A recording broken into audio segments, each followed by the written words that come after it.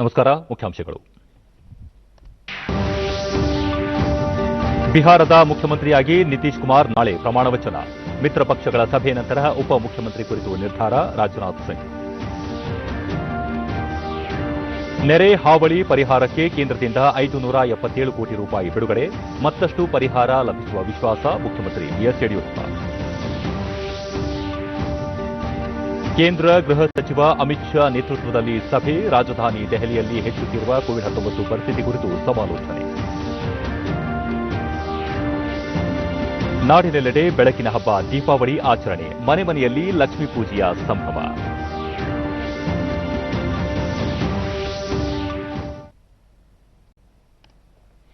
ವಾರ್ತೆಗಳ ವಿವರ. ಬಿಹಾರ ವಿಧಾನಸಭಾ ಚುನಾವಣೆಯಲ್ಲಿ ಗೆಲುವು ಸಾಧಿಸಿದ ನಂತರ ನಡೆದ ಎನ್ಡಿಎ ಮಿತ್ರಕೂಟದ ಸಭೆಯಲ್ಲಿ ನಿತೀಶ್ ಕುಮಾರ್ ಅವರನ್ನು ಶಾಸಕಾಂಗ ಪಕ್ಷದ ನಾಯಕರನ್ನಾಗಿ ಆಯ್ಕೆ ಮಾಡಲಾಗಿದೆ. ಸಭೆಯಲ್ಲಿ ರಕ್ಷಣಾ ಸಚಿವ ರಾಜನಾಥ್ ಸಿಂಗ್, ರಾಜ್ಯ ಚುನಾವಣಾ ಉಸ್ತುವಾರಿ ದೇವೇಂದ್ರ ಫಡ್ನವೀಸ್ ಪಾಲ್ಗೊಂಡಿದ್ದರು. ಎನ್ಡಿಎ ನಾಯಕರನ್ನಾಗಿ ನಿತೀಶ್ ಕುಮಾರ್ ಹೆಸರನ್ನು ರಾಜನಾಥ್ ಸಿಂಗ್ ಸಭೆಯಲ್ಲಿ ಘೋಷಿಸಿದರು.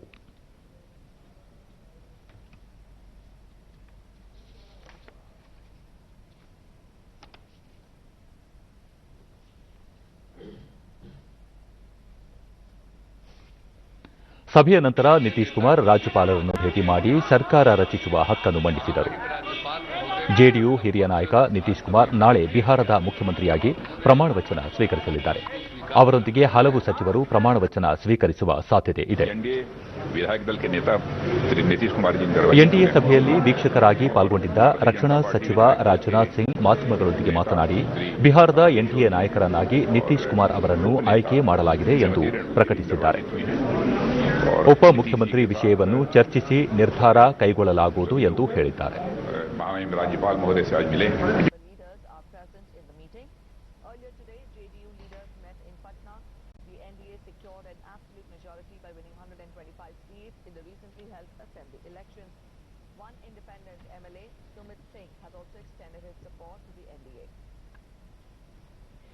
ಎನ್ಡಿಎ ಮಿತ್ರ ಪಕ್ಷಗಳಾದ ಹಿಂದೂಸ್ತಾನಿ ಆವಾಮ್ ಮೋರ್ಚಾ ಅಧ್ಯಕ್ಷ ಜಿತಿನ್ ರಾಮ್ ಮಾಂಝಿ, ವಿಕಾಸ್ಶೀಲ್ ಇನ್ಸಾನ್ ಪಕ್ಷದ ಮುಖೇಶ್ ಸಹನಿ ಸಹ ಸಭೆಯಲ್ಲಿ ಭಾಗವಹಿಸಿದರು. ಇದಕ್ಕೂ ಮುನ್ನ ಎನ್ಡಿಎ ಮೈತ್ರಿಕೂಟ ಪಕ್ಷಗಳಾದ ಬಿಜೆಪಿ, ಜೆಡಿಯು, ಹಿಂದೂಸ್ತಾನಿ ಆವಾಮ್ ಮೋರ್ಚಾ ಹಾಗೂ ವಿಕಾಸಶೀಲ್ ಇನ್ಸಾನ್ ಪಕ್ಷದ ಶಾಸಕಾಂಗ ಸಭೆಗಳಲ್ಲಿ ಹೊಸ ಸರ್ಕಾರ ರಚನೆ ಕುರಿತು ಸಮಾಲೋಚನೆ ನಡೆಸಿದವು. ಬಿಹಾರದಲ್ಲಿ ಇತ್ತೀಚೆಗೆ 3 ಹಂತಗಳಲ್ಲಿ ನಡೆದ ವಿಧಾನಸಭಾ ಚುನಾವಣೆಯಲ್ಲಿ ಎನ್ಡಿಎ ಮೈತ್ರಿಕೂಟ 125 ಸ್ಥಾನಗಳಲ್ಲಿ ಜಯ ಗಳಿಸುವ ಮೂಲಕ ಬಹುಮತ ಪಡೆದುಕೊಂಡಿದ್ದು, ಒಬ್ಬ ಪಕ್ಷೇತರ ಸದಸ್ಯ ಸುಮಿತ್ ಸಿಂಗ್ ಎನ್ಡಿಎ ಮೈತ್ರಿಕೂಟವನ್ನು ಬೆಂಬಲಿಸಿದ್ದಾರೆ. ಕೇಂದ್ರ ಸರ್ಕಾರ ರಾಷ್ಟೀಯ ವಿಪತ್ತು ಪರಿಹಾರ ಎನ್ಡಿಆರ್ಎಫ್ ಅಡಿ ಮೊದಲ ಕಂತಾಗಿ 577 ಕೋಟಿ ರೂಪಾಯಿ ಬಿಡುಗಡೆ ಮಾಡಿದೆ ಎಂದು ಮುಖ್ಯಮಂತ್ರಿ ಬಿಎಸ್ ಯಡಿಯೂರಪ್ಪ ತಿಳಿಸಿದ್ದಾರೆ. ಸುದ್ದಿಗಾರರೊಂದಿಗೆ ಮಾತನಾಡಿದ ಅವರು, ಈ ವರ್ಷ ರಾಜ್ಯದಲ್ಲಿ ನೆರೆ ಹಾವಳಿಯಿಂದ 13 ಜಿಲ್ಲೆಗಳ ಜನರು ಸಂಕಷ್ಟಕ್ಕೆ ಸಿಲುಕಿದ್ದಾರೆ. ಕೇಂದ್ರ ಸರ್ಕಾರ ಮೊದಲ ಕಂತಿನ ಹಣ ಬಿಡುಗಡೆ ಮಾಡಿದ್ದು, ಕೇಂದ್ರ ಸರ್ಕಾರಕ್ಕೆ ರಾಜ್ಯದಲ್ಲಿನ ನೆರೆ ಹಾವಳಿ ಪರಿಸ್ಥಿತಿ ಕುರಿತು ಈಗಾಗಲೇ ಮನವರಿಕೆ ಮಾಡಿಕೊಡಲಾಗಿದೆ. ಹೆಚ್ಚಿನ ಪರಿಹಾರಕ್ಕಾಗಿ ಮತ್ತೊಮ್ಮೆ ಮನವಿ ಮಾಡಲಾಗುವುದು. ಮುಂದಿನ ದಿನಗಳಲ್ಲಿ ಇನ್ನೂ ಹೆಚ್ಚಿನ ಪರಿಹಾರ ನೀಡುವ ನಿರೀಕ್ಷೆಯಿದೆ ಎಂದು ಮುಖ್ಯಮಂತ್ರಿ ವಿಶ್ವಾಸ ವ್ಯಕ್ತಪಡಿಸಿದ್ದಾರೆ.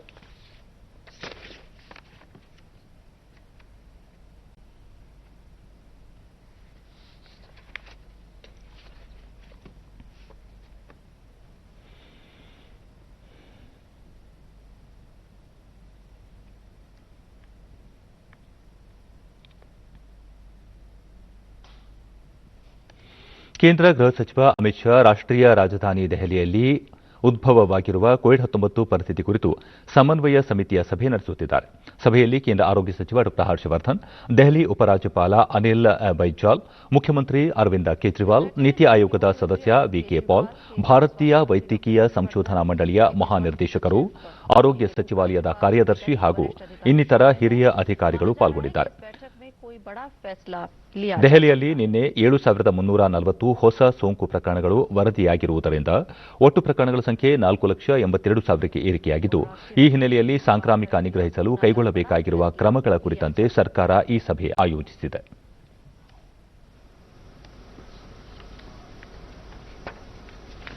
और राष्ट्रीय राजधानी दिल्ली की बात करें तो यहाँ कोरोना ಕೇಂದ್ರದ 2021-22ನೇ ಸಾಲಿನ ಆಯವ್ಯಯ ಸಿದ್ದತೆಗೆ ಕೇಂದ್ರ ಹಣಕಾಸು ಸಚಿವಾಲಯ ಪ್ರಕ್ರಿಯೆ ಆರಂಭಿಸಿದೆ. ವಿವಿಧ ವರ್ಗಗಳು, ವಲಯಗಳು, ಜನಸಾಮಾನ್ಯರಿಂದ ಸಲಹೆ, ಪ್ರಸ್ತಾವನೆಗಳನ್ನು ಆಹ್ವಾನಿಸಿದೆ. ಮುಂದಿನ ಸಾಲಿನ ಬಜೆಟ್ನಲ್ಲಿ ಸೇರಿಸಬೇಕಾದ ಅಂಶಗಳು, ಕಾರ್ಯಕ್ರಮಗಳನ್ನು mygov.in ಪೋರ್ಟಲ್ನಲ್ಲಿ ಸಲ್ಲಿಸುವಂತೆ ಸೂಚಿಸಲಾಗಿದೆ. ಇಂದು ವಿಶೇಷವಾಗಿ ಆನ್ಲೈನ್ ಮೂಲಕ ನೇರ ಪ್ರಸಾರ ಆಯೋಜಿಸಲಾಗಿದೆ ಎಂದು ಹಣಕಾಸು ಸಚಿವಾಲಯ ತಿಳಿಸಿದೆ. ಪ್ರಜಾಪ್ರಭುತ್ವ ವ್ಯವಸ್ಥೆಯಲ್ಲಿ ಆಯವ್ಯಯಕ್ಕೆ ತನ್ನದೇ ಆದ ಮಹತ್ವವಿದ್ದು, ಸಂಬಂಧಪಟ್ಟವರು ಈ ಪ್ರಕ್ರಿಯೆಯಲ್ಲಿ ಪಾಲ್ಗೊಳ್ಳಬೇಕು. ಇಂತಹ ಕ್ರಮಗಳಿಂದ ನಾಗರಿಕರ ನಿರೀಕ್ಷೆಗಳನ್ನು ಸಾಕಾರಗೊಳಿಸಬಹುದು ಎಂದು ಹಣಕಾಸು ಸಚಿವಾಲಯ ತಿಳಿಸಿದೆ. ತಮ್ಮ ಸಲಹೆ ಹಾಗೂ ಪ್ರಸ್ತಾವನೆಗಳನ್ನು ಸಲ್ಲಿಸಲು ಈ ತಿಂಗಳ 30ರವರೆಗೆ ಅವಕಾಶ ಕಲ್ಪಿಸಲಾಗಿದೆ. ಮುಂಗಾರು ಹಂಗಾಮಿನಲ್ಲಿ ರೈತರು ಬೆಳೆದಿರುವ ಬೆಳೆಗಳನ್ನು ಕನಿಷ್ಠ ಬೆಂಬಲ ಬೆಲೆ ಯೋಜನೆಯಡಿ ಖರೀದಿಸುವ ಪ್ರಕ್ರಿಯೆ ಮುಂದುವರೆದಿದೆ. ಕರ್ನಾಟಕ ಸೇರಿ ಹಲವು ರಾಜ್ಯಗಳಿಂದ ಭತ್ತ ಖರೀದಿ ಸುಗಮವಾಗಿ ನಡೆದಿದೆ ಎಂದು ಕೃಷಿ ಮತ್ತು ರೈತ ಕಲ್ಯಾಣ ಸಚಿವಾಲಯ ತಿಳಿಸಿದೆ. ಕಳೆದ ವರ್ಷ 226 ಲಕ್ಷ ಮೆಟ್ರಿಕ್ ಟನ್ ಭತ್ತ ಖರೀದಿ ಮಾಡಲಾಗಿತ್ತು. ಈ ಬಾರಿ 278 ಲಕ್ಷ ಮೆಟ್ರಿಕ್ ಟನ್ಗೆ ಹೆಚ್ಚಳವಾಗಿದೆ. ಈ ಮೂಲಕ ಶೇಕಡಾ 22.89ರಷ್ಟು ಹೆಚ್ಚು ಭತ್ತ ಖರೀದಿ ಮಾಡಲಾಗಿದೆ. 45 ಲಕ್ಷ ಮೆಟ್ರಿಕ್ ಟನ್ ಬೇಳೆಕಾಳು ಖರೀದಿಗೆ ಅನುಮೋದನೆ ನೀಡಲಾಗಿದ್ದು, ವಿವಿಧ ನೋಡಲ್ ಏಜೆನ್ಸಿಗಳ ಮೂಲಕ ಖರೀದಿ ಪ್ರಕ್ರಿಯೆಯನ್ನು ನಡೆಸಲಾಗುತ್ತಿದೆ. ಕರ್ನಾಟಕ ಮತ್ತು ತಮಿಳುನಾಡಿನ 3,691 ರೈತರಿಂದ 299 ಮೆಟ್ರಿಕ್ ಟನ್ ಕೊಬ್ಬರಿ ಖರೀದಿ ಮಾಡಲಾಗಿದೆ. ಉದ್ದಿನಕಾಳಿನ ಬೆಲೆ ಹಲವು ರಾಜ್ಯಗಳಲ್ಲಿ ಬೆಂಬಲ ಬೆಲೆಗಿಂತ ಹೆಚ್ಚಾಗಿದ್ದು, ಈ ಹಿನ್ನೆಲೆಯಲ್ಲಿ ಖರೀದಿ ಪ್ರಕ್ರಿಯೆಯಲ್ಲಿ ಪ್ರಗತಿಯಾಗಿಲ್ಲ ಎಂದು ವರದಿಯಾಗಿದೆ.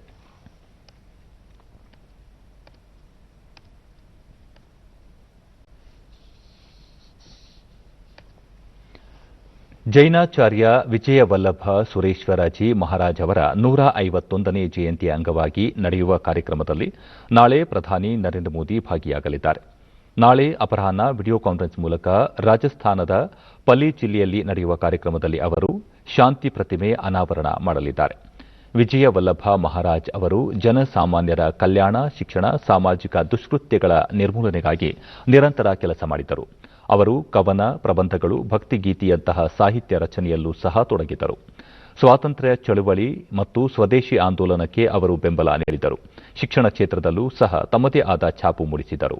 ಅವರ ಸ್ಮರಣಾರ್ಥ ನಿರ್ಮಿಸಿರುವ 151 ಇಂಚು ಎತ್ತರದ ಅಷ್ಟಲೋಹಗಳನ್ನು ಬಳಸಿದ ಪ್ರತಿಮೆಯನ್ನು ಪ್ರಧಾನಿ ಅವರು ಅನಾವರಣ ಮಾಡಲಿದ್ದಾರೆ. ರಾಜ್ಯದಲ್ಲಿ ಇಂದು ಹೊಸದಾಗಿ 1,565 ಕೋವಿಡ್ ಪ್ರಕರಣಗಳು ಪತ್ತೆಯಾಗಿದ್ದು, 2,363 ಮಂದಿ ಗುಣಮುಖರಾಗಿ ಆಸ್ಪತ್ರೆಯಿಂದ ಬಿಡುಗಡೆಯಾಗಿದ್ದಾರೆ. ಈವರೆಗೆ ಒಟ್ಟು 8,22,953 ಜನ ಗುಣಮುಖರಾಗಿದ್ದಾರೆ.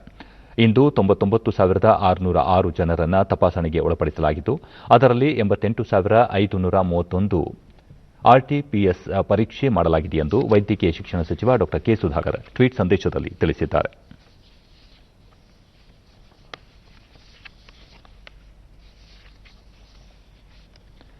ದೇಶದಲ್ಲಿ ಕಳೆದ 5 ವಾರಗಳಿಂದ ಕೋವಿಡ್-19 ಸೋಂಕು ಪ್ರಕರಣಗಳ ಸಂಖ್ಯೆಯಲ್ಲಿ ಗಣನೀಯ ಇಳಿಕೆ ಕಂಡುಬಂದಿದೆ. ಕಳೆದ 24 ಗಂಟೆಗಳಲ್ಲಿ 41,100 ಸೋಂಕು ಪ್ರಕರಣಗಳು ಪತ್ತೆಯಾಗಿದ್ದು, ಒಟ್ಟು ಸೋಂಕಿತರ ಸಂಖ್ಯೆ 88,14,579ಕ್ಕೆ ಏರಿಕೆಯಾಗಿದೆ. ದೇಶದಲ್ಲಿ ಕೊರೋನಾ ಸೋಂಕಿತರ ಚೇತರಿಕೆ ಪ್ರಮಾಣದಲ್ಲಿ ಏರಿಕೆಯಾಗುತ್ತಿದೆ. ಒಟ್ಟು 81,63,572 ಸೋಂಕಿತರು ಗುಣಮುಖರಾಗಿದ್ದು, ಚೇತರಿಕೆ ಪ್ರಮಾಣ ಶೇಕಡಾ 93.09ಕ್ಕೆ ಹೆಚ್ಚಳವಾಗಿದೆ. ಒಂದೇ ದಿನ 447 ಮಂದಿ ಮೃತಪಟ್ಟಿದ್ದು, ಒಟ್ಟು 1,29,188 ಮಂದಿ ಮೃತಪಟ್ಟಿದ್ದಾರೆ. ಮರಣ ದರ ಶೇಕಡಾ 1.47ಕ್ಕೆ ತಗ್ಗಿದೆ. 4,80,719 ಸೋಂಕಿತರು ವಿವಿಧ ಆಸ್ಪತ್ರೆಗಳಲ್ಲಿ ಚಿಕಿತ್ಸೆ ಪಡೆಯುತ್ತಿದ್ದು, ಸಕ್ರಿಯ ಪ್ರಕರಣಗಳ ಸಂಖ್ಯೆ 5.48ಕ್ಕೆ ಇಳಿಕೆಯಾಗಿದೆ. ಕೊರೋನಾ ಸೋಂಕು ನಿಯಂತ್ರಣ ಉದ್ದೇಶದಿಂದ ಸ್ಥಗಿತಗೊಳಿಸಲಾಗಿದ್ದ ಅಂತಾರಾಜ್ಯ ಬಸ್ ಸೇವೆ ಇದೀಗ ಪುನರಾರಂಭಗೊಂಡಿದೆ. ಗೋವಾ, ಆಂಧ್ರಪ್ರದೇಶ, ಕೇರಳ ರಾಜ್ಯಗಳಿಗೆ ಬಸ್ ಸೌಲಭ್ಯ ಕಲ್ಪಿಸಿದ್ದು, ಇದೀಗ ರಾಜ್ಯದ ಗಡಿನಾಡು ಚಾಮರಾಜನಗರ ಮತ್ತು ತಮಿಳುನಾಡು ನಡುವೆ ಬಸ್ ಸೌಲಭ್ಯ ಆರಂಭಗೊಂಡಿದೆ. ಕಳೆದ 1 ವಾರದಿಂದ ಈ ಮಾರ್ಗವಾಗಿ ಕೆಎಸ್ಆರ್ಟಿಸಿ ಬಸ್ ಸಂಚಾರ ಸುಗಮವಾಗಿ ನಡೆಯುತ್ತಿದೆ. ಚಾಮರಾಜನಗರ ಡಿಪೋದಿಂದ ಪ್ರತಿನಿತ್ಯ ತಮಿಳುನಾಡಿಗೆ 40ಕ್ಕೂ ಹೆಚ್ಚು ಬಸ್ಗಳು ಸಂಚರಿಸುತ್ತಿದ್ದು, ವ್ಯಾಪಾರ ವಹಿವಾಟಿನಲ್ಲಿ ತೊಡಗಿರುವ ಹಾಗೂ ಮತ್ತಿತರ ಪ್ರಯಾಣಿಕರಲ್ಲಿ ಈ ಬೆಳವಣಿಗೆ ಸಂತಸ ಮೂಡಿಸಿದೆ.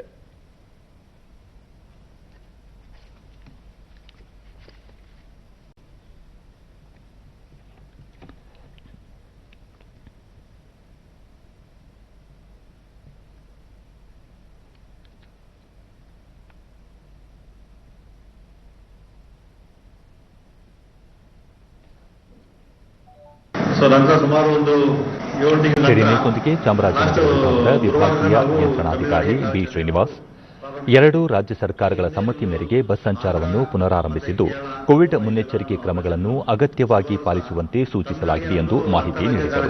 ಆಗ್ತಾ ಇರಲಿಲ್ಲ. ಸೊ ಈ ಹಿನ್ನೆಲೆಯಲ್ಲಿ ನಮಗೆ ಫಸ್ಟ್ ನಮಗೆ ಈ 16 ಅಂತ ನಮಗೆ ಪರ್ಮಿಷನ್ ಸಿಕ್ಕಿತ್ತು. ಸೊ ನಮ್ಮದು KSRTCಯಿಂದ ತಮಿಳುನಾಡಿಗೆ ಸದ್ಯಕ್ಕೆ 40 ಗಾಡಿಗಳು ಕಾರ್ಯಾಚರಣೆ ಆಗ್ತಾ ಇದೆ. ಸುಮಾರು 40 ಗಾಡಿಯಿಂದ ಏನಿಲ್ಲ ಅಂದ್ರೆ ನಮಗೆ ಒಂದು 8 ರಿಂದ 9 ಲಕ್ಷ ರೆವಿನ್ಯೂ ಬರ್ತಾ ಇದೆ ಡೈಲಿ.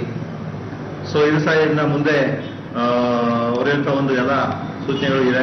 ಸೊ ಇದು ಒಂದು ಒಳ್ಳೆ ಅವಕಾಶ ಅಂತ ಹೇಳ್ಬೋದು. ತಮಿಳುನಾಡಿಗೆ ಹೋಗಬೇಕಾಗಿತ್ತು, ಬಸ್ಗಳಿಲ್ಲದೆ ಬಸ್ ಸಂಚಾರ ಸ್ಥಗಿತಗೊಳಿಸಿದ್ದರಿಂದ ಪ್ರಯಾಣಕ್ಕೆ ತೊಂದರೆಯಾಗುತ್ತದೆ. ಸರ್ಕಾರ ಇಬ್ಬರು ಒಪ್ಪಂದದಿಂದ ಗಾಡಿಗಳು ಬಿಟ್ಟಿದ್ದಾರೆ. ನಮಗೆ ಬಹಳ ಅನುಕೂಲವಾಗಿದೆ. ಮತ್ತೆ ಮಾಸ್ಕ್ ಹಾಕಕ್ಕೆ ಹೇಳಿದ್ದಾರೆ, ಮತ್ತೆ ಸ್ಯಾನಿಟೈಸರ್ ಎಲ್ಲ ಕೊಟ್ಟಿದ್ದಾರೆ. ಮತ್ತೆ ನಾವು ಇದರಿಂದ ನಮಗೆ ಬಹಳ ಅನುಕೂಲ ಆಗಿದೆ. ಮತ್ತೋರ್ವ ಪ್ರಯಾಣಿಕರಾದ ದೇವಾನಿ ತಮಿಳುನಾಡಿಗೆ ಬಸ್ ಸಂಚಾರ ಆರಂಭಿಸಿರುವುದು ಖುಷಿ ಕೊಟ್ಟಿದೆ. ಇದಕ್ಕಾಗಿ 2 ಸರ್ಕಾರಕ್ಕೆ ಅಭಿನಂದನೆಗಳು ಎಂದರು. இந்த பஸ் போக்குவரத்து எப்பவுமே தொடர்ந்து இருந்தா ரொம்ப ரொம்ப தேங்க்ஸ். எல்லாத்துக்கும் ஹெல்ப்ஃபுல்லா இருக்குது. ಚಾಲಕ ಕಮಲಾಕ್ಷರಿ ಬಸ್ ಹತ್ತುವ ಮೊದಲು ಇಡೀ ಬಸ್ ಅನ್ನು ಸ್ಯಾನಿಟೈಸ್ ಮಾಡಲಾಗುತ್ತದೆ. ಪ್ರಯಾಣಿಕರ ಕರ ಶುಚಿತ್ವಕ್ಕೂ ಆದ್ಯತೆ ನೀಡಲಾಗಿದೆ. ದೈಹಿಕ ಉಷ್ಣಾಂಶವನ್ನು ಕೂಡ ಪರೀಕ್ಷಿಸಲಾಗುತ್ತಿದೆ ಎಂದರು. ಬಸ್ ಟ್ರಿಪ್ ಹೋದ ತಕ್ಷಣ ಕಂಪ್ಲೀಟ್ ಸ್ಯಾನಿಟೈಸ್ ಮಾಡ್ತೀವಿ ಬಸ್ಸಿಗೆ ದೀಪಕ್ ಹೋಗಿ.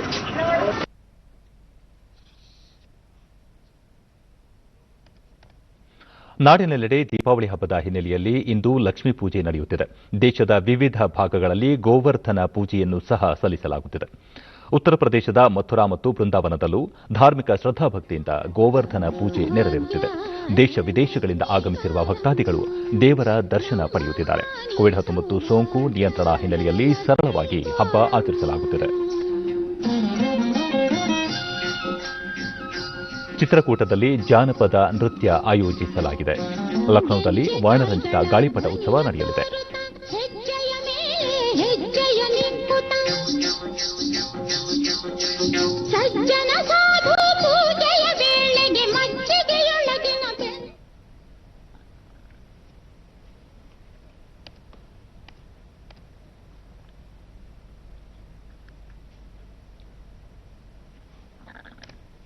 ಬೆಳಕಿನ ಹಬ್ಬ ದೀಪಾವಳಿಯನ್ನು ಸುರಕ್ಷಿತವಾಗಿ ಆಚರಿಸುವಂತೆ ಮೈಸೂರಿನ ತಜ್ಞ ವೈದ್ಯರು ಸಲಹೆ ನೀಡಿದ್ದಾರೆ.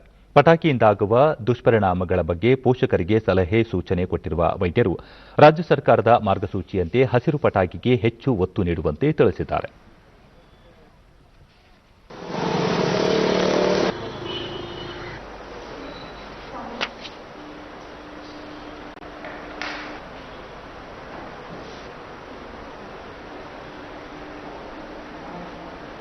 ನಾವು ನಮ್ಮ ಡಿಪಾರ್ಟ್ಮೆಂಟ್ ಅಲ್ಲಿ ಡಿಡಿ ನ್ಯೂಸ್ನೊಂದಿಗೆ ಅಖಿಲ ಭಾರತ ವಾಕ್ ಶ್ರವಣ ಸಂಸ್ಥೆಯ ನಿರ್ದೇಶಕಿ ಡಾಕ್ಟರ್ ಎಂ ಪುಷ್ಪಾವತಿ ಪಟಾಕಿ ಸಿಡಿಸುವುದರಿಂದ 124ರಿಂದ 140ಕ್ಕೂ ಹೆಚ್ಚು ತರಂಗಾಂತರ ಶಬ್ದ ಹೊರಬರುತ್ತದೆ. ಇದರಿಂದ ತಾತ್ಕಾಲಿಕವಾಗಿ ಶ್ರವಣ ಅಂಧತ್ವ ಹೊಂದುವ ಸಾಧ್ಯತೆಗಳಿವೆ. ಪೋಷಕರು ಮಕ್ಕಳ ಬಗ್ಗೆ ಹೆಚ್ಚಿನ ಗಮನ ಹರಿಸಬೇಕು ಎಂದರು. ಹಚ್ಚೋದ್ರಿಂದ ಕಿವಿಗೆ ಒಂದು ದೊಡ್ಡ ಅಪಾಯ ಕಾದಿದೆ. ಯಾವ ರೀತಿ ಅಪಾಯ ಅಂತ ಹೇಳಿದ್ರೆ ಅದು ಒಂದು ಟೆಂಪರರಿಯಾಗಿ ಕಿವುಡುತನ ಬರಬಹುದು ಅಥವಾ ಶಾಶ್ವತವಾಗಿ ಒಂದು ಕಿವುಡುತನ ಬರಬಹುದು. ಶಾಶ್ವತವಾಗಿ ಕಿವುಡುತನ ಬಂದರೆ ಅದು ನರ್ವ್ ಡ್ಯಾಮೇಜ್ ಆದರೆ ಅದನ್ನು ಮತ್ತೆ ನಾವು ನಾರ್ಮಲ್ ಮಾಡೋಕ್ಕೆ ಸಾಧ್ಯ ಇಲ್ಲ. ಕಿವಿಗೆ ಮೆಷಿನ್ ಹಾಕೋಬೇಕಾಗತ್ತೆ. ಆದ್ದರಿಂದ ಈ ದೀಪಾವಳಿನ ಸಂಭ್ರಮವನ್ನು ಆಚರಿಸೋದು ನಿಮ್ಮ ಕೈಯಲ್ಲಿದೆ. ದಯವಿಟ್ಟು ನೀವು ಪಟಾಕಿಯಿಂದ ದೂರ ಇರಿ. ದೂರ ಇದ್ದಷ್ಟು ನಮಗೆ ಪರಿಸರಕ್ಕೂ ಒಳ್ಳೆಯದು ಹಾಗೂ ನಮ್ಮ ಕಿವಿಗೂ ಸಹ ಕ್ಷೇಮ. ಪಟಾಕಿಗಳೇನಾಗುತ್ತೆ ಅಂತಂದ್ರೆ ಹಿರಿಯ ವೈದ್ಯ ಡಾಕ್ಟರ್ ಡಿಎನ್ ಪ್ರಕಾಶ್ ಪಟಾಕಿಯ ಕಪ್ಪು ಕಿಡಿ ಕಣ್ಣಿಗೆ ತಾಗಿದರೆ ಶಾಶ್ವತವಾಗಿ ಅಂಧತ್ವ ಹೊಂದುವ ಸಾಧ್ಯತೆ ಇರುತ್ತದೆ. ಹೀಗಾಗಿ ಹೊಗೆ ರಹಿತ ಹಾಗೂ ಶಬ್ದ ರಹಿತ ಪಟಾಕಿಗಳಿಗೆ ಹೆಚ್ಚು ಒತ್ತು ನೀಡಿ ಶಬ್ದ ಮಾಲಿನ್ಯ ತಡೆಗಟ್ಟುವಂತೆ ಸಲಹೆ ನೀಡಿದ್ದಾರೆ. ಕೂಡ ಕಣ್ಣಿಗೆ ಬಿದ್ದರೆ ಅದರಿಂದ ಕೂಡ ತೊಂದರೆ ಆಗೋ ಚಾನ್ಸಸ್ ಇರುತ್ತೆ.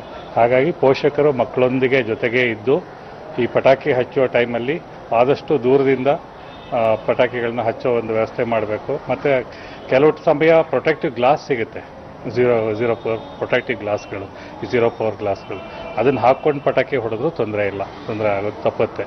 80-90 ಸಾವಿರ ಎಲ್ ಲಕ್ಷ್ಮೀನಾರಾಯಣ ಕೆಮಿಕಲ್ ಯುಕ್ತ ಹೊಗೆ ಮನುಷ್ಯನ ದೇಹ ಸೇರಿದರೆ ಶ್ವಾಸಕೋಶ, ಮೆದುಳು, ಚರ್ಮ, ಹೃದಯದ ಮೇಲೆ ಹೆಚ್ಚಿನ ಪರಿಣಾಮ ಬೀರುತ್ತದೆ ಎಂದರು. ಪಟಾಕಿ ಸುಡುವುದರಿಂದ ಅಲ್ಲಿಂದ ಬರುವಂತ ಒಂದು ಧೂಮ ಅದರಲ್ಲಿರೋದಂಥ ಕೆಮಿಕಲ್ಸು, ಅದರಲ್ಲಿರ್ತಕ್ಕಂಥ ಮೆಟಲ್ಸ್ನಿಂದ ಹಾನಿಗೆ ಒಳಗಾಗದೇ ಇರದಂಥ ಅಂಗಾಂಗಗಳೇ ದೇಹದಲ್ಲಿ ಇಲ್ಲ ಅಂತ ನಾನು ಹೇಳ್ತೀನಿ. ಈಗಾಗಲೇ ಆಸ್ತಮಾ ಕಾಯಿಲೆ, COPD ಅಂತ ಒಂದು ಕಾಯಿಲೆ, ಈ ಬ್ರೀತಿಂಗ್ ಡಿಫಿಕಲ್ಟೀಸ್ ಎಲ್ಲ ಇರುವಂಥ ಒಂದು ಸಂದರ್ಭದಲ್ಲಿ ಆ ಆಸ್ತಮಾ ಕಾಯಿಲೆ ಜಾಸ್ತಿ ಆಗುತ್ತೆ. ದೀಪಾವಳಿ ಹಬ್ಬಕ್ಕೆ ದೇಶ ವಿದೇಶಗಳ ಗಣ್ಯರು ಶುಭ ಹಾರೈಸಿದ್ದಾರೆ. ಅಮೆರಿಕದ ನೂತನ ಅಧ್ಯಕ್ಷರಾಗಿ ಆಯ್ಕೆಯಾಗಿರುವ ಜೋ ಬೈಡನ್, ಉಪಾಧ್ಯಕ್ಷೆ ಕಮಲಾ ಹ್ಯಾರಿಸ್, ನಿರ್ಗಮಿತ ಅಧ್ಯಕ್ಷ ಡೊನಾಲ್ಡ್ ಟ್ರಂಪ್ ಶುಭ ಕೋರಿದ್ದಾರೆ. ಜೋ ಬೈಡೆನ್ ಹಾಗೂ ಅವರ ಪತ್ನಿ ಲಕ್ಷಾಂತರ ಭಾರತೀಯರಿಗೆ ಟ್ವೀಟ್ ಮೂಲಕ ಈ ಹಬ್ಬ ಹೊಸ ವಿಶ್ವಾಸ, ಸಂತಸ, ಸಮೃದ್ಧಿ ತರಲಿ ಎಂದು ಹಾರೈಸಿದ್ದಾರೆ.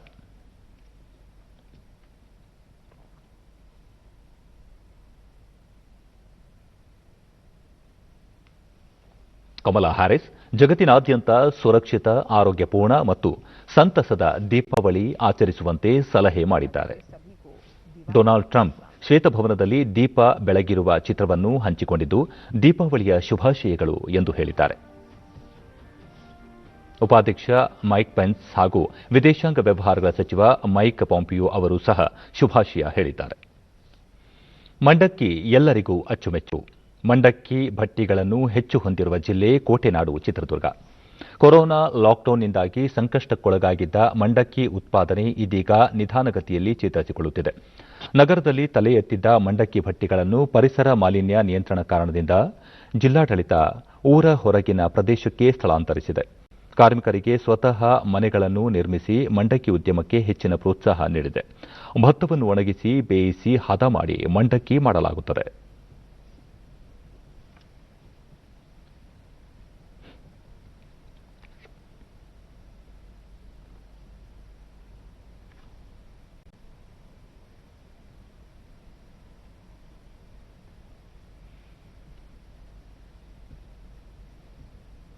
ನಾವು ಕನಿಷ್ಠ ಇಲ್ಲಿ 50 ಡಿಡಿ ನ್ಯೂಸ್ನೊಂದಿಗೆ ಮಾಲೀಕ ಸೈಯದ್ ಇಸ್ಮಾಯಿಲ್ ಕಳೆದ 50 ವರ್ಷಗಳಿಂದಲೂ ಮಂಡಕ್ಕಿ ತಯಾರಿಸುತ್ತಿದ್ದು, ದಿನಕ್ಕೆ 40ರಿಂದ 50 ಚೀಲ ಮಂಡಕ್ಕಿ ನಮ್ಮಲ್ಲಿ ತಯಾರು ಮಾಡುತ್ತೇವೆ ಎಂದರು. ಇದ್ದಾಗ ಅಲ್ಲಿ ನಮ್ಗೆ ಎಲ್ಲ ಸೌಲಭ್ಯಗಳಿದ್ದು, ಆದ್ರೆ ಪೊಲ್ಯೂಷನ್ಗೋಸ್ಕರ ಆಮೇಲೆ ನಮ್ಗೆ DC ಇಂದ ನಮ್ಗೆ ಇಲ್ಲಿ ಮಂಡಕ್ಕಿ ಭಟ್ಟಿಗೆ ಇಲ್ಲಿ ಸ್ಯಾಂಕ್ಷನ್ ಆಯಿತು. ಆಮೇಲೆ ಏನಪ್ಪಾ ಅಂದ್ರೆ ನಮ್ಗೆ ಎಲ್ಲ ವ್ಯವಸ್ಥೆ ಮಾಡಿಕೊಟ್ರು, ಕರೆಂಟು, ನೀರು, ಆಮೇಲೆ ಮಳಿಗೆಗಳು ಎಲ್ಲ ವ್ಯವಸ್ಥೆ ಮಾಡಿಕೊಟ್ಟಿದ್ದಾರೆ. ಬೆಳಗಿನ ಜಾವ 4 ಗಂಟೆಗೆ ಬಂದು ಮಧ್ಯಾಹ್ನ 1 ಜಿಲ್ಲೆ ಸೇರಿದಂತೆ ಇತರೆ ಭಾಗದಲ್ಲೂ ನಮ್ಮ ಮಂಡಕ್ಕಿಗೆ ಹೆಚ್ಚಿನ ಬೇಡಿಕೆ ಇದೆ ಎಂದು ತಿಳಿಸಿದರು. ಸಾಯಂಕಾಲ 5 ಗಂಟೆ ತನಕ ಮಳೆಗಾಲದಾಗ ಬಿಸಿಲು ಇರಲ್ಲ, ಅಕ್ಕಿ ಒಣಗಲ್ಲ. ಅಕ್ಕಿ ಒಣಗಲಿದ್ರೆ ಅವಾಗ ಲೇಬರಿಗೆ ನಾವು 3 ಹೊತ್ತು ಊಟ ಕೊಟ್ಟು ನಾವು ಮಾಡ್ಕೊಂಡು ಹೋಗ್ಬೇಕು. ಅವಾಗ ಮಂಡಕ್ಕಿ ನಮ್ಮ ಚಿತ್ರದುರ್ಗ ಫೇಮಸ್ ಐತೆ ಸರ್. ಚಿತ್ರದುರ್ಗದಾಗ ಖಾರ ಮಂಡಕ್ಕಿಯರ್ ಅಂದ್ರೆ ನಮ್ಮ ಮಂಡಕ್ಕಿ ಬಹಳ ಇಷ್ಟಪಡ್ತಾರೆ. ಎಲ್ಲ ಕಡೆ ಹೋದ್ರು ಮಂಡಕ್ಕಿ, ದುರ್ಗದ ಮಂಡಕ್ಕಿ ಬೆಂಗಳೂರಿಂದ ಬರ್ತಾರೆ. ಬಹಳ ತಲೆಮಾರುಗಳಿಂದ ಮಂಡಕ್ಕಿ ಉದ್ಯಮ ನಡೆಸಿಕೊಂಡು ಬರುತ್ತಿದ್ದು, ಸ್ವತಃ ಉದ್ಯೋಗದ ಜೊತೆಗೆ ಲಾಭವೂ ಪಡೆಯುತ್ತಿದ್ದೇವೆ ಎಂದರು. 3 ಚೀಲ 4 ಚೀಲ ಭತ್ತ ಹಾಕೊಂಡು ಉರಿತೀವಿ. ಅದು ಒಂದ್ ಚೀಲ ಭತ್ತಕ್ಕೆ 8 ಚೀಲ 7 ಚೀಲ 8 ಚೀಲ ಮಂಡಕ್ಕಿ ಆಗ್ತವೆ. ಅಲ್ಲಿಂದ 35ರಿಂದ 40 ಚೀಲ ಮಂಡಕ್ಕಿ, ಒಂದು ಬಟ್ಟಿಯಿಂದ 30 ಚೀಲ 40 ಚೀಲ ಮಂಡಕ್ಕಿ ರೆಡಿ ಮಾಡ್ತೀವಿ.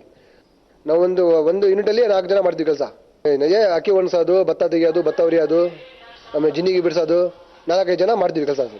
ಮಂಡಕ್ಕಿ ಒಲೆಯ ಮುಂದೆ ಹೆಚ್ಚಿನ ಉಷ್ಣ ಇರುವುದರಿಂದ ಬೆಳಗ್ಗೆ 4 ಗಂಟೆಯಿಂದಲೇ ಕೆಲಸ ಶುರು ಮಾಡಿ ಅಪರಾಹ್ನ 2 ಗಂಟೆಗೆ ಕೆಲಸವನ್ನು ಮುಗಿಸುತ್ತೇವೆ ಎಂದರು. ಸ್ವಲ್ಪ ಬಿಸಿಲು ಕಮ್ಮಿ ಇರ್ತದೆ, ಅದಕ್ಕೋಸ್ಕರ ಅದಕ್ಕೆ ಅದೇ ಬಿಸಿಲು ಬೇಕು. 11 ಗಂಟೆ 12 ಗಂಟೆ ಒಳಗಡೆ ನಾವು ಅಕ್ಕಿ ಒಣಗಿಸ್ಕೋಬೇಕು. ಆಮೇಲೆ 12 ಗಂಟೆ ದಾಟ ಮೇಲೆ ಬಿಸಿಲು ಬೀಳ್ತತ್ತಲ್ಲ, ಅದು ಜಾಸ್ತಿ ಆಗ್ಬಿಡ್ತದೆ ಬಿಸಿಲು. ಆ ಬಿಸಿಲಿಗೆ ನಾವು ಕೆಲಸ ಮಾಡ್ಕೋಬೇಕು. ಕಸದಿಂದ ರಸ ಎನ್ನುವುದನ್ನು ಸಾಕಾರಗೊಳಿಸಲು ಶಿರಸಿಯ ಕಲಾವಿದರೊಬ್ಬರು ನಿರ್ಜೀವ ವಸ್ತುಗಳಿಗೆ ಜೀವ ತುಂಬುವ ಕಾಯಕದಲ್ಲಿ ತೊಡಗಿದ್ದಾರೆ. ನಿರುಪಯುಕ್ತವಾದ ವಸ್ತುಗಳಿಗೆ ವಿವಿಧ ಕಲಾಕೃತಿಗಳ ರೂಪ ನೀಡುತ್ತಿದ್ದಾರೆ. ಉರುವಲುವಾಗಿ ಬಳಸುವ ತೆಂಗಿನ ಚಿಪ್ಪಿನಿಂದ ವಿನೂತನ ಕಲಾಕೃತಿಗಳನ್ನು ರಚಿಸಿದ್ದು ನೋಡುಗರ ಕಣ್ಮನ ಸೆಳೆಯುತ್ತಿದೆ. ತೆಂಗು ಸಂಪದ್ಭರಿತ ವಾಣಿಜ್ಯ ಬೆಳೆ. ಅದರ ಸಿಪ್ಪೆ, ಗೊರಟೆಗಳು ಉರುವಲು ಪಟ್ಟಿಗೆ ಸೇರುತ್ತವೆ. ಆದರೆ ಉತ್ತರ ಕನ್ನಡ ಜಿಲ್ಲೆಯ ಶಿರಸಿಯಲ್ಲಿ ಕಲಾವಿದನೊಬ್ಬ ತೆಂಗಿನ ಗೊರಟೆ ಬಳಸಿಕೊಂಡು ವಿಭಿನ್ನ ಕಲಾಕೃತಿ ರಚಿಸಿದ್ದು ನೋಡುಗರ ಮನಸೂರೆಗೊಂಡಿದೆ. ಮೂಲತಃ ಕೃಷಿಕರಾದ ಶ್ರೀಧರ್ ಹೆಗಡೆ ಕಳೆದ 20 ವರ್ಷಗಳಿಂದ ತೆಂಗಿನ ಚಿಪ್ಪಿನಲ್ಲಿ ಕಲಾಕೃತಿ ರಚಿಸುವ ಹವ್ಯಾಸ ಮೈಗೂಡಿಸಿಕೊಂಡಿದ್ದಾರೆ. ನಿರುಪಯುಕ್ತವೆಂದು ಬಿಸಾಡುವ ಚಿಪ್ಪುಗಳನ್ನು ನಯವಾಗಿ ಕೆತ್ತನೆ ಮಾಡಿ ಅತ್ಯಾಕರ್ಷಕ ವಸ್ತುಗಳನ್ನು ತಯಾರಿಸುತ್ತಿದ್ದಾರೆ. ದೇವರ ವಿಗ್ರಹವಿಡಲು ಗುಡಿ, ಪೆನ್ ಸ್ಟ್ಯಾಂಡ್, ಅಲಂಕಾರಿಕ ದೀಪ, ವೈನ್ ಗ್ಲಾಸ್, ಕೀ ಬಂಚ್ ತಯಾರಿಕೆ ಜೊತೆಗೆ ಮಹಿಳೆಯರ ಆಭರಣಗಳಾದ ಸರ, ಕಿವಿಯೋಲೆ, ತೋಳಿಗೆ ಬಳಸುವ ಬಾಜುಬಂದಿಯನ್ನು ತಯಾರಿಸುತ್ತಿದ್ದಾರೆ. ಈ ವಿನೂತನ ಕಲಾಕೃತಿಗಳಿಗೆ ಬೆಂಗಳೂರು, ಗೋವಾಗಳಲ್ಲಿ ಹೆಚ್ಚಿನ ಬೇಡಿಕೆ ಇದ್ದು ಆರ್ಥಿಕ ಲಾಭ ತಂದುಕೊಡುತ್ತಿದೆ.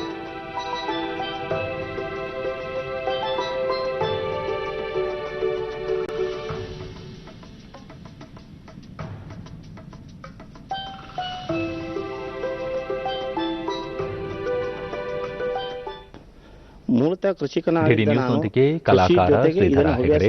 ಬೆಳೆಸಿಕೊಂಡು ಬೇಡಿಕೆಗೆ ತಕ್ಕಂತೆ ಕಲಾಕೃತಿಗಳನ್ನು ಜನರಿಗೆ ತಲುಪಿಸುತ್ತಿದ್ದೇವೆ. ಇದು ಹವ್ಯಾಸದ ಜೊತೆ ಲಾಭ ತಂದುಕೊಡುತ್ತಿದೆ ಎಂದರು. ಗರಟೆಯೊಳಗೆ ಬಳಕೆಯ ವಸ್ತುಗಳು ತುಂಬಾ ಹೋಗ್ತಾ ಇದೆ.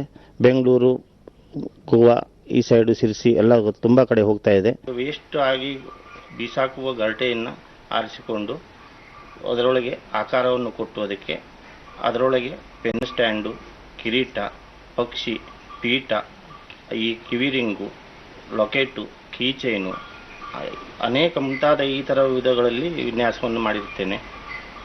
2000 ಇಸ್ವಿಯಿಂದಲೂ ಇದು ಪ್ರಾರಂಭವಾಗಿದ್ದು ನನ್ನ ಈ ಕೆಲಸಗಳು ಇಂದಿಗೂ ಒಳ್ಳೆಯ ರೀತಿಯಲ್ಲಿ ನಡೀತಾ ಇದೆ. ಅದನ್ನು ಪೂರೈಸುವುದು ತುಂಬ ಕಷ್ಟ ಇದೆ, ಅಷ್ಟು ಬೇಡಿಕೆ ಬರ್ತಾ ಇದೆ. ಈ ವೇಸ್ಟ್ ಪೀಸ್ನಲ್ಲಿ ಈ ಥರ ಆಭರಣಗಳು ಈಗ ಅಪರೂಪ ಇದು. ಅನಂತರ ಬೇರುಗಳಲ್ಲಿ ಕೆಲವಷ್ಟು ವಿನ್ಯಾಸಗಳನ್ನು ಮಾಡಿದ್ದೇನೆ. ಅಡಿಕೆ ದಬ್ಬೆ, ಬೀಚ್ ಚೇರುಗಳು ಇದೆ. ನಾವು ಸಣ್ಣಿರುವಾಗಿಂದನೂ ಅವ್ರು ಮಾಡ್ತಾ ಇರುವಂತಹ ಗ್ರಾಹಕಿ ಶುಭಾ ಹೆಗಡೆ, ಹೊಸ ತಂತ್ರಜ್ಞಾನ ಯುಗದಲ್ಲೂ ಈ ಕಲಾಕೃತಿಗಳು ಕಣ್ಮನ ಸೆಳೆಯುತ್ತಿವೆ ಎಂದರು. ಸಣ್ಣಿರುವಾಗಿಂದನೂ ಅವ್ರು ಮಾಡಿರುವಂತ ಒಂದ್ ಸಣ್ಣ ಪಕ್ಷಿ ಇರ್ಬೋದು, ಅದನ್ನೆಲ್ಲ ಅವರು ಈಗೆಲ್ಲ ಮಷಿನ್ ಬಂದಿದೆ ಅದನ್ನೆಲ್ಲ ಮಾಡಕ್ಕೆ. ಆದ್ರೆ ಅವರು ಅರನ್ ಯೂಸ್ ಮಾಡಿ ಅಥವಾ ಒಂದ್ ಸಣ್ಣ ಒಂದೊಂದು ಡೀಟೇಲಿಂಗ್ ಅನ್ನು ಅಷ್ಟು ಚೆನ್ನಾಗಿ ಮಾಡ್ತಿದ್ರು.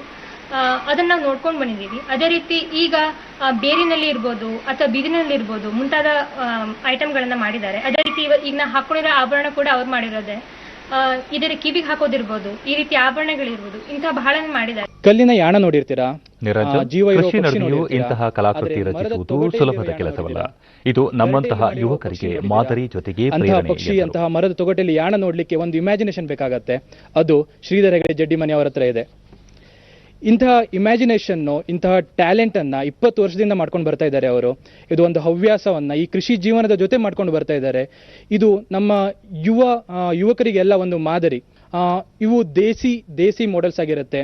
ಹಾಗೆ ಇದಕ್ಕೆ ತುಂಬಾ ಬೆಲೆ ಇದೆ. ಆರ್ಥಿಕವಾಗೂ ಇದು ನಮ್ಮ ಕೈ ಹಿಡಿಯುತ್ತೆ. ಇಂದು ಭಗವಾನ್ ಬಿರ್ಸಾ ಮುಂಡಾಜಿ ಅವರ ಜನ್ಮದಿನ. ಶೋಷಿತ ಮತ್ತು ವಂಚಿತರ ಕಲ್ಯಾಣಕ್ಕಾಗಿ ಹೋರಾಡಿದ ಅವರನ್ನು ದೇಶ ಇಂದು ಸ್ಮರಿಸುತ್ತಿದೆ. ಉಪರಾಷ್ಟ್ರಪತಿ ಎಂ ವೆಂಕಯ್ಯ ನಾಯ್ಡು, ಅನ್ಯಾಯದ ವಿರುದ್ಧ ಹೋರಾಟ ಮಾಡುವ ನಿಟ್ಟಿನಲ್ಲಿ ಬುಡಕಟ್ಟು ಸಮುದಾಯಕ್ಕೆ ಸ್ಫೂರ್ತಿಯಾಗಿದ್ದ ಮಹಾನ್ ನಾಯಕನನ್ನು ದೇಶ ಇಂದು ಸ್ಮರಿಸುತ್ತಿದೆ. ಬುಡಕಟ್ಟು ಜನರ ಹಕ್ಕುಗಳ ರಕ್ಷಣೆಯಲ್ಲಿ ಅವರ ಪಾತ್ರ ಅನನ್ಯ. ಬ್ರಿಟಿಷರ ವಿರುದ್ಧ ಬುಡಕಟ್ಟು ಜನರನ್ನು ಸಂಘಟಿಸಿ ಹೋರಾಟ ಮಾಡಿದ ಬಿರ್ಸಾ ಮುಂಡಾ ಅವರನ್ನು ಈ ನೆಲದ ತಂದೆ ಎಂದೂ ಸಹ ಕರೆಯುತ್ತಿದ್ದರು ಎಂದು ಸ್ಮರಿಸಿಕೊಂಡಿದ್ದಾರೆ. ಪ್ರಧಾನಿ ನರೇಂದ್ರ ಮೋದಿ ತಮ್ಮ ಟ್ವೀಟ್ ಸಂದೇಶದಲ್ಲಿ ಸ್ವಾತಂತ್ರ್ಯ ಚಳವಳಿಯಲ್ಲಿ ಅವರ ಕೊಡುಗೆ ಮತ್ತು ಸಾಮಾಜಿಕ ಸಾಮರಸ್ಯಕ್ಕಾಗಿ ಅವರು ಮಾಡಿದ ಪ್ರಯತ್ನಗಳು ದೇಶದ ಜನತೆಗೆ ಸದಾಕಾಲ ಸ್ಫೂರ್ತಿಯ ಸೆಲೆಯಾಗಿದೆ ಎಂದು ಅವರು ಹೇಳಿದ್ದಾರೆ. ಹಿರಿಯ ಬಂಗಾಳಿ ನಟ ದಾದಾ ಸಾಹೇಬ್ ಫಾಲ್ಕೆ ಪ್ರಶಸ್ತಿ ಪುರಸ್ಕೃತ ಸೌಮಿತ್ರ ಚಟರ್ಜಿ ಇಂದು ಮಧ್ಯಾಹ್ನ ಕೋಲ್ಕತಾದ ಖಾಸಗಿ ಆಸ್ಪತ್ರೆಯೊಂದರಲ್ಲಿ ನಿಧನರಾಗಿದ್ದಾರೆ. ಅವರಿಗೆ 85 ವರ್ಷ ವಯಸ್ಸಾಗಿತ್ತು. ಕೋವಿಡ್ ಪಾಸಿಟಿವ್ ಕಂಡುಬಂದ ನಂತರ ಕಳೆದ ಅಕ್ಟೋಬರ್ 6ರಂದು ಅವರನ್ನು ಆಸ್ಪತ್ರೆಗೆ ದಾಖಲಿಸಲಾಗಿತ್ತು. ಆದರೆ ನಂತರ ನಡೆಸಿದ ಪರೀಕ್ಷೆಯಲ್ಲಿ ಅವರಿಗೆ ಕೋವಿಡ್ ನೆಗೆಟಿವ್ ಎಂದು ಘೋಷಿಸಲಾಗಿತ್ತು. ಅವರು ಇತರ ಅನಾರೋಗ್ಯ ಸಮಸ್ಯೆಗಳಿಂದ ಮೃತಪಟ್ಟಿದ್ದಾರೆ ಎಂದು ಆಸ್ಪತ್ರೆ ಮೂಲಗಳು ಹೇಳಿವೆ. ಬಂಗಾಳಿ ಸಾಂಸ್ಕೃತಿಕ ರಂಗದ ದಂತಕಥೆಯೆಂದೇ ಹೆಸರಾಗಿದ್ದ ಸೌಮಿತ್ರ ಚಟರ್ಜಿ ರಂಗಭೂಮಿ, ಚಲನಚಿತ್ರ ರಂಗದಲ್ಲಿ ತಮ್ಮದೇ ಆದ ಛಾಪು ಮೂಡಿಸಿದ್ದರು. ಸತ್ಯಜಿತ್ ರೇ ನಿರ್ದೇಶನದ ಅಪೂರ್ ಸಂಸಾರ್ ನಲ್ಲಿನ ಅವರ ಅಭಿನಯ ಹೆಚ್ಚಿನ ಜನಮನ್ನಣೆ ಪಡೆದುಕೊಂಡಿತ್ತು. ಅಭಿಜಾನ್, ಚಾರುಲತಾ ಸೇರಿದಂತೆ ಬಂಗಾಳಿ ಹಾಗೂ ಹಿಂದಿಯ 105 ಚಿತ್ರಗಳಲ್ಲಿ ನಟಿಸಿದರು. 2004ರಲ್ಲಿ ಪದ್ಮಭೂಷಣ ಸೇರಿದಂತೆ ಹಲವು ಪ್ರಶಸ್ತಿ ಪುರಸ್ಕಾರಗಳಿಗೆ ಅವರು ಭಾಜನರಾಗಿದ್ದಾರೆ. ಸೌಮಿತ್ರ ಚಟರ್ಜಿ ನಿಧನಕ್ಕೆ ರಾಷ್ಟ್ರಪತಿ ರಾಮನಾಥ್ ಕೋವಿಂದ್ ತೀವ್ರ ಸಂತಾಪ ವ್ಯಕ್ತಪಡಿಸಿದ್ದಾರೆ.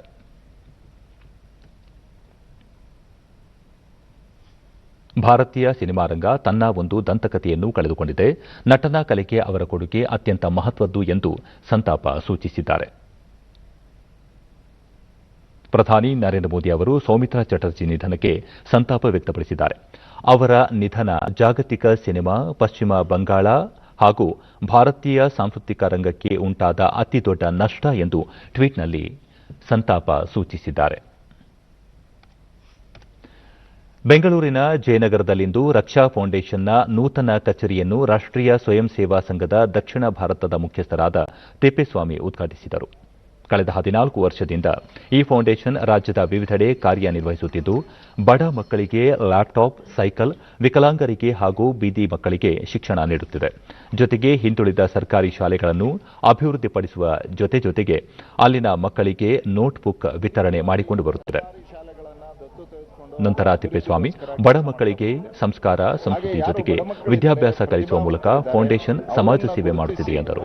ಅವರಿಗೆ IAS ಕಲೀಲಿಕ್ಕೋಸ್ಕರ ಶುಲ್ಕವನ್ನು ಭರಿಸ್ತಕ್ಕಂಥದ್ದು ಈ ಕೆಲಸವನ್ನು ಸಹ ಮಾಡ್ತಾ ಬಂದಿದೆ.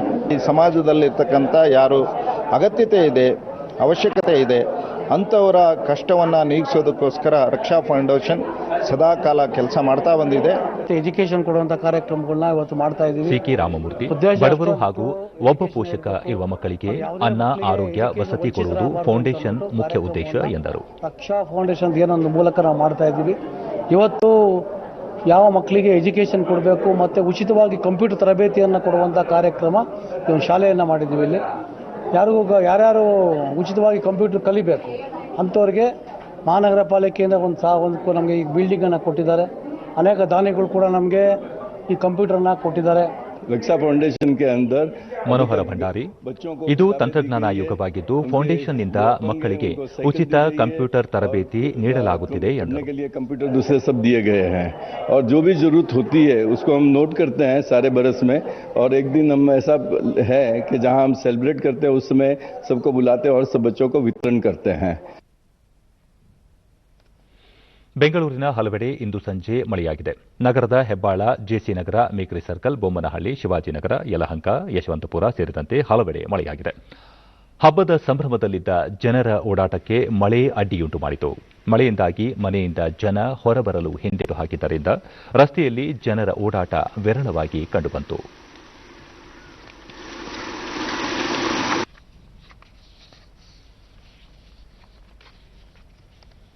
ಇನ್ನು ಹವಾವರ್ತಮಾನ. ರಾಜ್ಯಾದ್ಯಂತ ಒಣಹವೆ ಮುಂದುವರೆದಿದೆ. ದಾವಣಗೆರೆಯಲ್ಲಿ ಕನಿಷ್ಠ 14 ಡಿಗ್ರಿ ಸೆಲ್ಸಿಯಸ್ ತಾಪಮಾನ ದಾಖಲಾಗಿದೆ.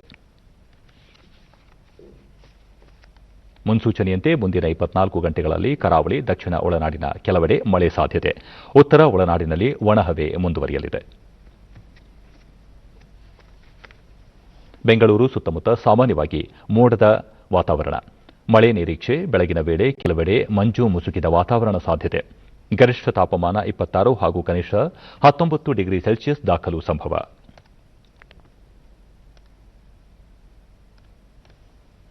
ಕೊನೆಯಲ್ಲಿ ಮತ್ತೊಮ್ಮೆ ಮುಖ್ಯಾಂಶಗಳು. ಬಿಹಾರದ ಮುಖ್ಯಮಂತ್ರಿಯಾಗಿ ನಿತೀಶ್ ಕುಮಾರ್ ನಾಳೆ ಪ್ರಮಾಣ ವಚನ. ಮಿತ್ರ ಪಕ್ಷಗಳ ಸಭೆಯ ನಂತರ ಉಪಮುಖ್ಯಮಂತ್ರಿ ಕುರಿತು ನಿರ್ಧಾರ. ರಾಜನಾಥ್ ಸಿಂಗ್. ನೆರೆ ಹಾವಳಿ ಪರಿಹಾರಕ್ಕೆ ಕೇಂದ್ರದಿಂದ 577 ಕೋಟಿ ರೂಪಾಯಿ ಬಿಡುಗಡೆ.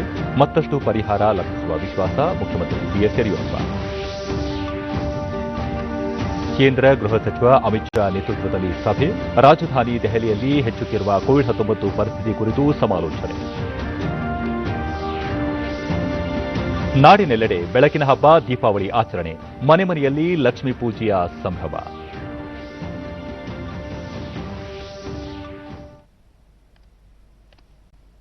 ವೀಕ್ಷಕ, ಪದೇ ಮಾಸ್ಕ್ ಧರಿಸಿ. ನೀವು ಸುರಕ್ಷಿತವಾಗಿರುವುದರೊಂದಿಗೆ ನಿಮ್ಮವರನ್ನು ಸುರಕ್ಷಿತವಾಗಿರಿಸಿ. ಸರಿಯಾದ ಕ್ರಮದಲ್ಲಿ ಮುಖಗವಸು ತಪ್ಪದೇ ಧರಿಸಿ. ನಮ್ಮ ಮುಂದಿನ ವಾರ್ತಾ ಪ್ರಸಾರ ರಾತ್ರಿ 9 ಗಂಟೆಗೆ ಡಿಡಿ ಚಂದನದಲ್ಲಿ. ನಮಸ್ಕಾರ.